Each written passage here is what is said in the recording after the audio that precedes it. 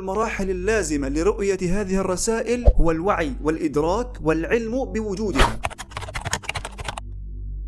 في بعض الأحيان تصادف حصول أحداث غريبة في حياتك، وتتكرر هذه الأحداث خلال فترات زمنية متباعدة، فتنبني في ذهنك فكرة معينة، ثم يحصل حدث مهم في حياتك تجد أن تقبله صار مستساغا بعد أن كان يصعب عليك تقبله، والسبب في ذلك هو تلك الأمور الغريبة التي حصلت معك. لا يحصل شيء في هذا الكون الشاسع دون تدبير دقيق من الله عز وجل، فلا مجال للصدفة أو العشوائية عند الله سبحانه وتعالى حتى في أبسط الأمور. ظهور هذا المقطع أمامك أو تكرر ظهوره وضغطك عليه الآن في هذا الوقت لتشاهده من المستحيل أن يكون من قبيل الصدفة، وبالتأكيد فيه رسالة لك من الله عز وجل، وشيء يريد لك أن تتعلمه لتنتفع به في الدنيا قبل الآخرة. ودون أن نطيل هيا بنا نبدأ. استحضر النية وحضر مشروبك الدافئ، فلقد آن الأوان لرحلة عبر الزمان نستنبط فيها العبر من حياة خير الأنام.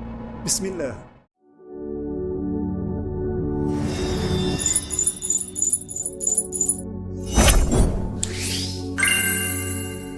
السلام عليكم ورحمة الله وبركاته.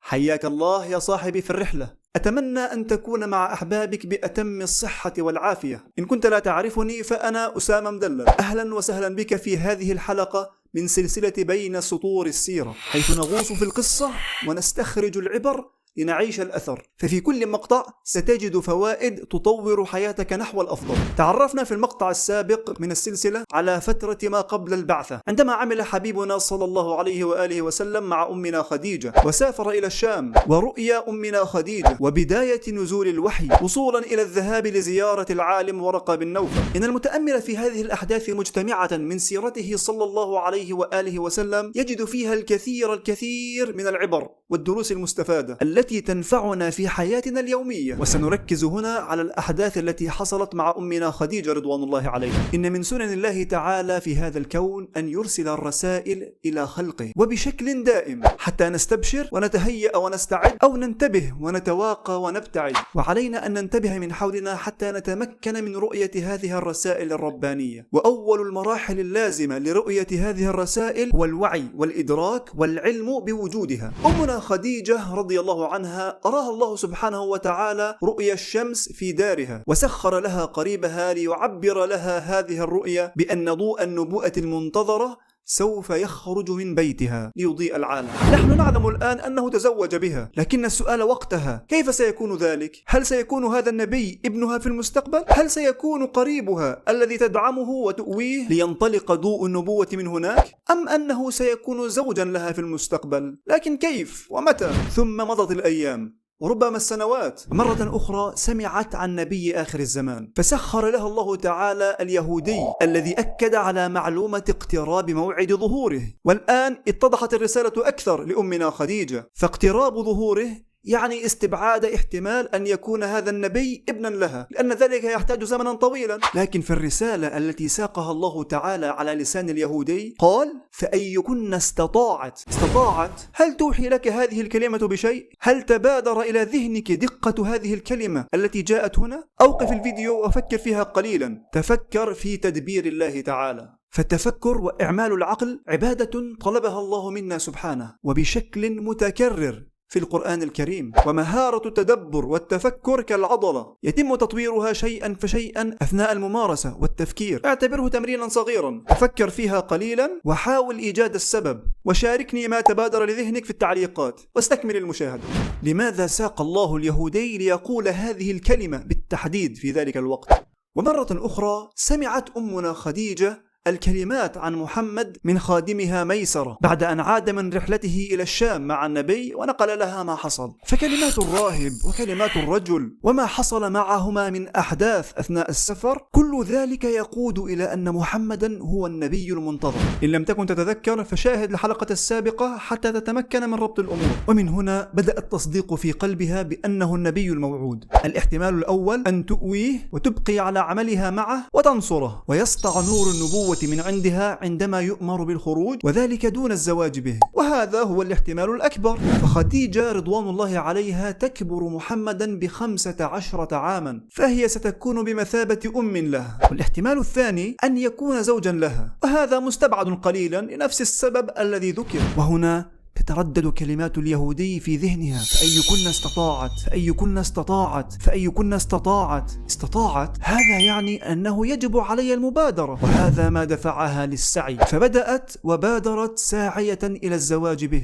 ووافق النبي على ذلك وتم الزواج. فتزوجت برجل طيب الخلق كريم النسب دون أن يكون نبيا. وطوال 15 عاما بعد الزواج لم تكن تلك الرؤيا قد تحققت، لكن عقلها كان يعلم أنه يوجد شيء مختلف في هذا الرجل. لما نزل الوحي وحدثها زوجها بما حصل لم تتردد بتصديقه وتثبيته بكلماتها القوية والواثقة تلك. كانت هذه الرسائل لأمنا خديجة جلية وواضحة، وربما تكون قد حدثت أحداث أخرى مع خديجة هيأتها لحدوث هذا الأمر أكثر. خالقنا عز وجل لا يترك عباده دون توجيه وإرشاد، وذلك لكل عباده، من يؤمن به ومن لا يؤمن به، ويرسل لنا الرسائل في حياتنا على الدوام، لكننا لا ننتبه. ولو أننا نتفكر قليلا وننتبه لها لأزاح عنا هذا الكثير من الهموم والمشاكل. قد تكون ممن يرفضون تماما فكرة دراسة تخصص معين كالهندسة مثلا، لكنك تسمع من صديقك رغبته بدراسة الهندسة، وبعد فترة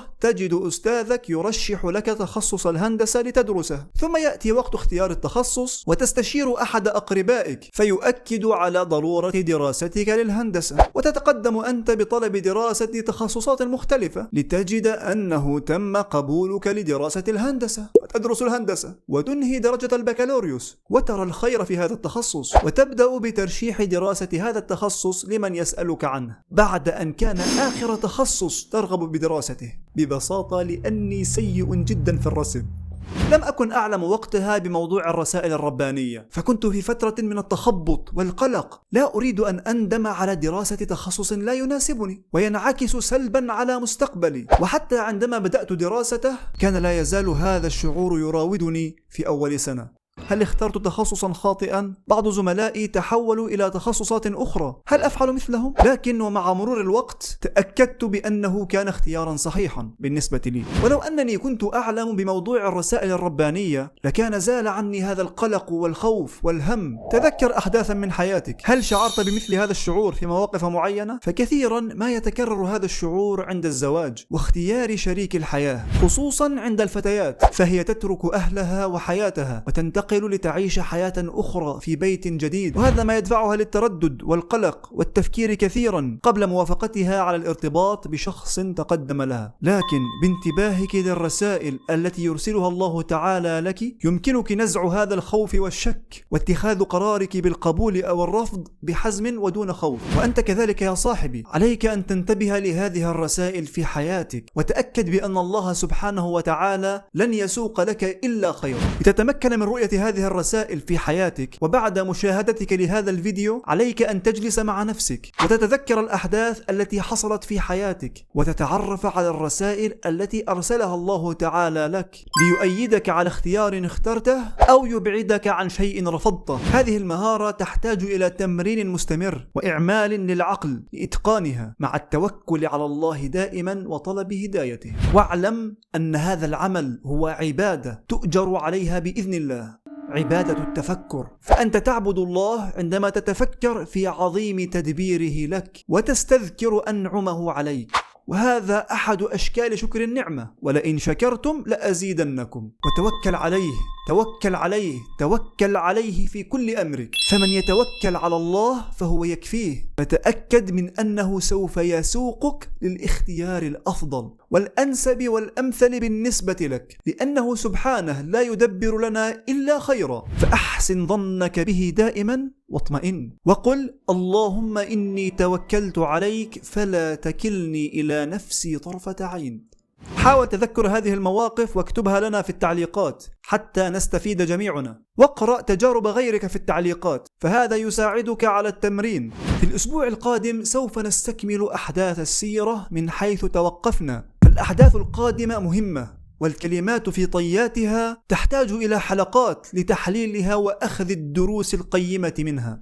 الحلقة القادمة ستجعلك تتعرف على النبي محمد بشكل أكبر، وسوف نستعرض فيها ذهابه إلى العالم بن نوفل، فلا تنسى تفعيل زر التنبيهات حتى يصلك إشعار صدورها. ولا بد أنك تعرف شخصا من أحبابك يهمهم هذا النوع الهادف من المحتوى، فلا تتردد بمشاركتهم هذا المقطع، خصوصا إن كانوا من المقبلين على الدراسة أو اختيار شريك الحياة، فهذا المقطع سينفعهم كثيرا ولعله يكون سببا في دعائه لك ولي. لابد أنك تلاحظ يا صديقي أن المحتوى الهادف لا ينتشر بسهولة كغيره من المحتوى، وبدعمك يا صاحبي نستطيع أن نحدث فرقا في انتشار المحتوى النافع، فلا تستهن بمقدار تأثيره. إن استفدت من هذا المقطع فلا تنسى أن تضغط على زر الإعجاب، وأن تشترك في القناة، أن تشارك هذا المقطع مع من تحب أو على صفحاتك، واجعل نيتك أن تدل على الخير لتنالك أجر فاعله.